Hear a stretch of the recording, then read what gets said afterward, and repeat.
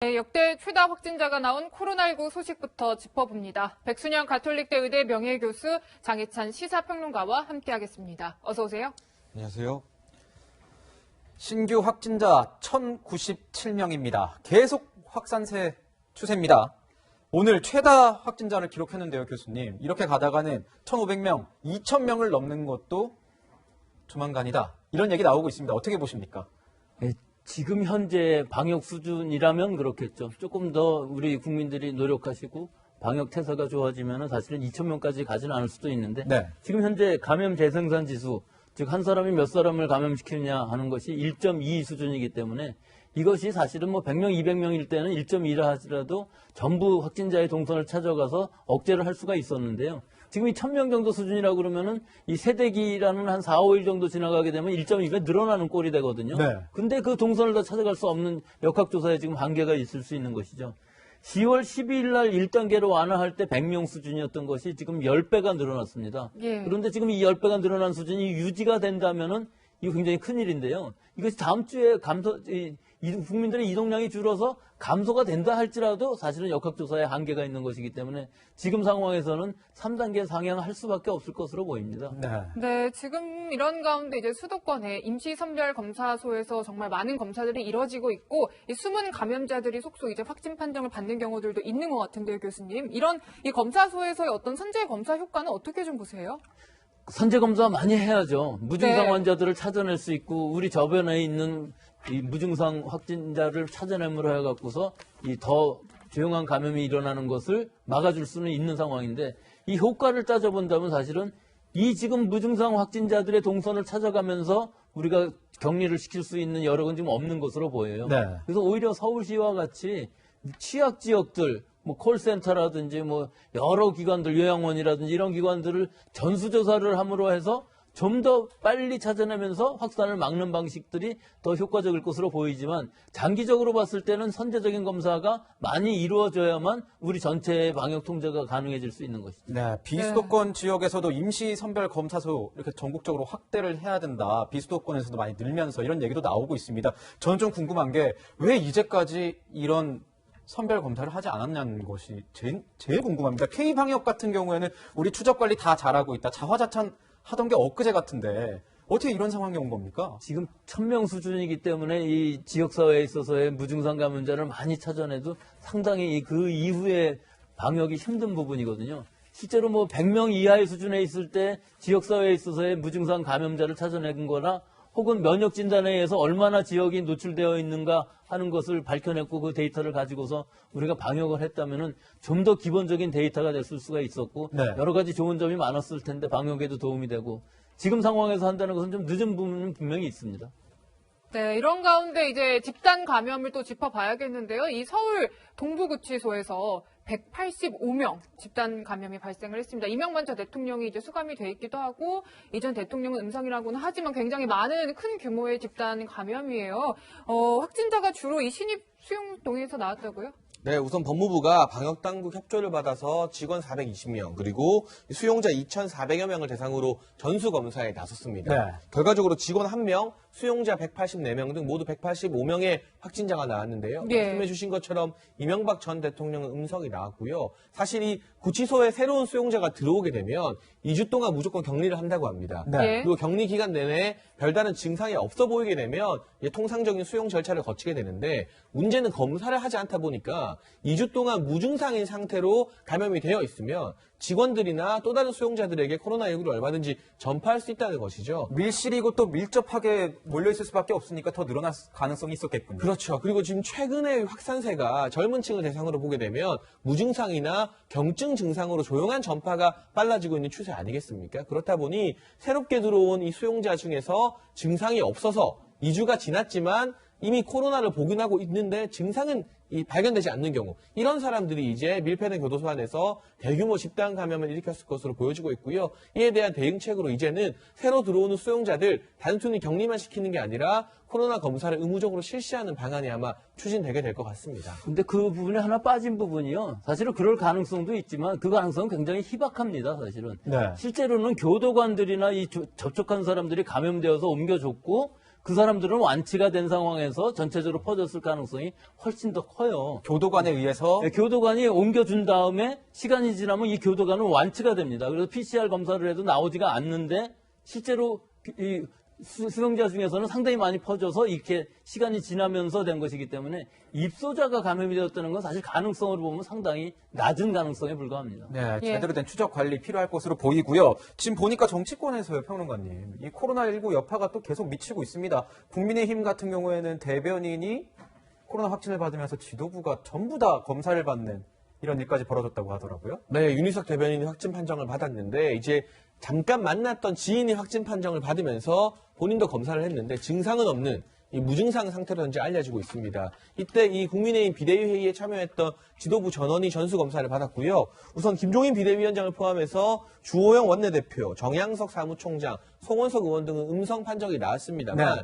음성이 나왔다 해도 바로 활동할 수 있는 것이 아니라 자가격리를 해야죠. 일정 기간, 길게는 2주 정도는 자가격리가 필요해 보이고 당직자 전원도 지금 재택근무 체제로 돌입했다고 합니다. 아마 국민의힘 지도부는 당분간은 한 2주가량은 언택트로 회의를 개최하면서 모이지 못하는 그런 비상체제로 가동이 될 것 같고 여의도 국회도 코로나19의 안전지대가 아니라는 점이 다시 한번 확인이 됐습니다. 네, 이 코로나 상황이 계속 악화되다 보니까요, 거리두기 3단계 필요성에 대한 목소리들 계속 이어지고 있고요. 이와 관련한 정세균 국무총리 어제 목소리 준비되어 있습니다. 이번 주말은 거리두기 단계 조정 여부를 판가름하는 중대한 분기점이 될 것입니다. 지금보다 훨씬 더 큰 불편과 고통을 감내해야 하는 상황으로 치닫지 않도록 국민 모두가 참여 방역 실천에 힘을 모아주시기를 간곡히 당부드립니다. 네, 뭐 이번 주말이 분기점이라고 했는데 또 역대 최다 확진자가 나왔어요, 교수님. 뭐 이제는 정말로 3단계로 격상하겠습니까?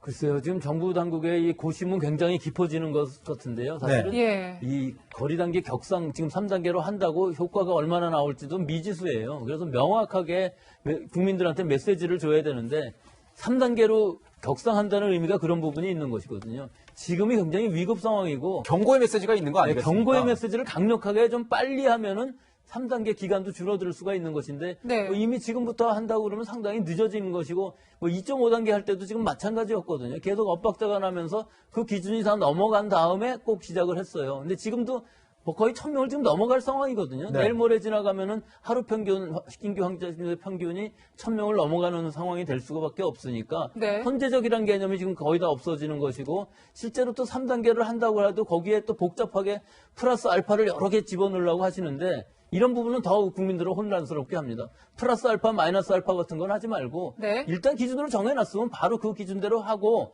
하다가 또 안 되는 부분이 있으면 그 부분은 해야 되겠다. 이 부분에서 많은 환자가 나오기 때문에 우리가 좀 더 통제를 해야 되겠다는 부분은 이해가 가지만 그 기준 자체를 자꾸 움직이면 그것도 좀 불명확한 메시지가 될 것으로 보입니다. 네, 일부 자영업자분들도 말씀하시는 게 참 먹고 사는 문제 때문에 뭐 영업을 못하는 건 힘들지만 이런 상황이 계속 되다 보면 오히려 손님 계속 줄어든다.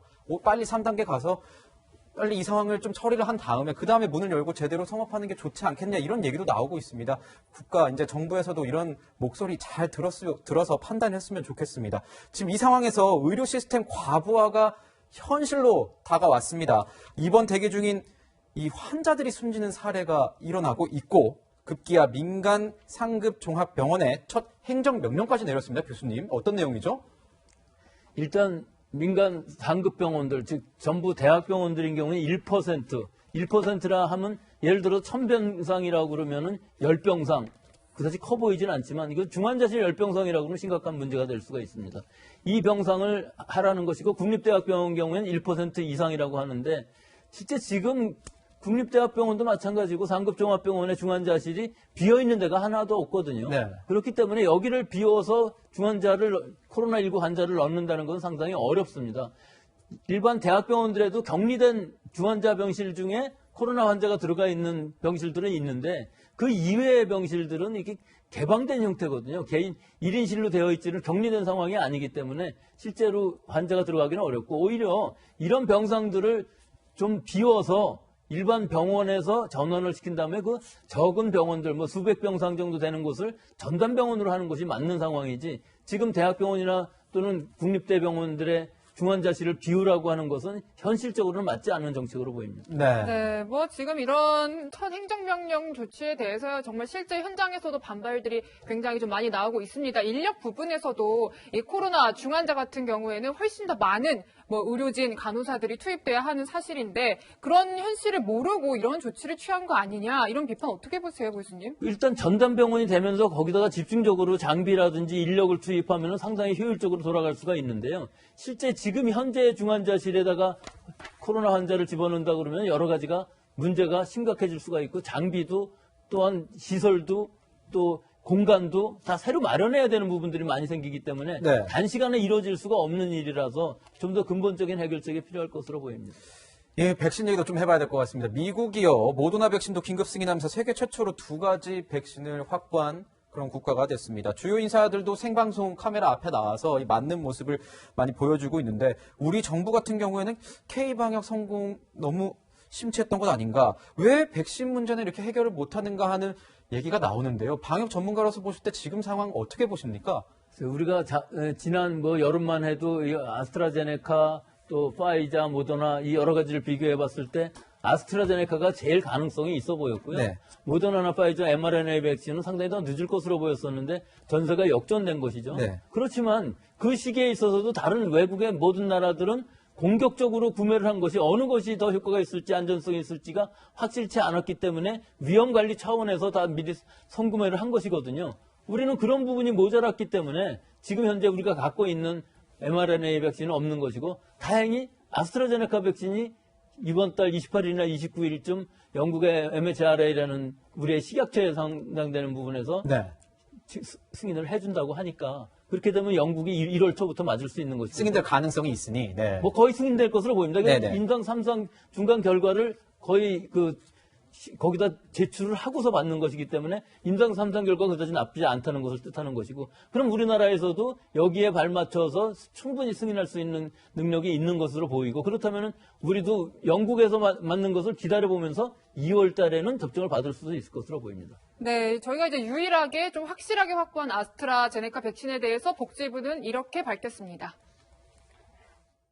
빠른 시일 내에 도입될 수 있도록 지금 각 다양한 채널을 지금 가동하고 있는 상황입니다. 식약처의 사용 승인이 나고 아스트라제네카 협의가 되면 2, 3월까지 안 기다려도 됩니다. 네, 뭐 생각보다 빨라질 수도 있다라고 했지만요. 이제 보도가 나온 내용에서 좀 논란이 된 게 내년 2월, 3월 공급조차도 계약서에 명확하게 명시되지 않았던 거 아니냐. 근데 복지부에서 해명은 했어요. 이게 구두로 논의도 다 됐고 서면으로 확답도 받았다고요. 어떤 상황입니까? 좀 설명해 주세요. 사실 국민들 입장에서는 이해가 안 가는 게 네. 정말 2, 3월에 받을 수 있으면 구매 계약서에 확실하게 적는 게 제일 투명한 방법 아니겠습니까? 네. 그런데 지금 복지부의 해명을 보면 구두로 회의하는 과정에서 회의록에는 2, 3월에 주기로 기재가 되어 있고 이 부분에 대해서 서면 답을 받았다는 것인데 이렇게 회의록에 기재되고 서면 답 받을 수 있는 부분은 굳이 그럼 계약서에 담당자 실수로 누락을 한 것인지 아니면 아스트라제네카 측에서 혹시나 시일을 못 맞출 가능성이 있기 때문에 네. 이게 계약서에 명시가 되면 책임을 져야 되는 부분이잖아요. 네. 그 책임을 피하기 위해서 계약서 명시는 피한 것인지 지금 다른 나라는 다 백신 접종을 시작하고 있는데 주요 선진국의 경우 우리 같은 경우는 백신을 언제 맞을지 모르는 상황에서 국민의 불안감을 가중시키기에는 충분한 어떤 행정적 착오로 보이고요. 여기에 대해서 당국이 지금 백신을 향해 보여준 태도가 일관적이지 않습니다. 앞서 말씀드린 것처럼 미국 같은 경우는 이제 고위 공직자들 먼저 백신 맞는 운동을 하고 있고 백신 맞을 때 보조금을 지급하면서 여기에 대한 국민 불안을 해소하려고 하고 있는데 우리는 지금 본의 아니게 백신 확보 전쟁에서 좀 뒤처지다 보니까 더불어민주당 김성주 의원이나 최민희 전 의원 이런 분들이 방송에 나와서 네. 백신 지금 국민의 불안이 높다 이러면서 백신에 대한 신뢰를 흔드는 발언을 하고 있거든요. 네. 이렇게 되면 막상 백신이 도입돼도 국민적 신뢰가 조성되지 않을 수 있다는 점. 이 정치권과 보건당국, 방역당국이 백신에 대해서 일관된 원보이스를 내면서 국민의 불안감을 해소시켜줘야 되는데 그런 부분에 있어서 따로 놀고 있는 게 아닌가 하는 아쉬움이 많이 듭니다. 자, 우리 언제쯤 우리나라는 백신을 맞을 수 있는 것이냐 궁금하기도 하고요. 교수님, 여기서 워낙 그 사이에 1년 가까이 이 사태가 이루어지면서 변종들도 많이 나왔다는 얘기가 있었습니다. 만약에 치료제나 백신을 맞게 되면 이 변종들에 대해서도 어떻게 유효한 결과가 나올 수 있는 건지 이 부분이 좀 궁금합니다. 실제로 우리가 이 백신을 만들 때 디자인한 것은 2월 때 유행하던 처음의 바이러스 가지고서 타겟으로 해서 백신을 만들었지만 그 이후에 여러 변종들이 나왔거든요. GH라든지 GR이라든지 요새는 또 GV라는 것도 나왔고 영국이라든지 또는 밍크 농장, 덴마크의 네. 밍크 농장 같은 데서도 새로운 바이러스들이 나왔지만 이 백신들이 충분히 이 바이러스들에 대해서 저항할 수 있는 면역력을 가질 수 있는 백신이라고 아직까지는 알려져 있기 때문에 지금 이 변종에 대한 문제는 아직까지는 걱정을 안 하셔도 될 것으로 봅니다. 네, 이 기약 없는 백신 도입 상황하고요. 역대 최다를 기록한 코로나19 확진 속보까지 전해드렸습니다. 교수님과는 여기서 인사드리겠습니다. 감사합니다.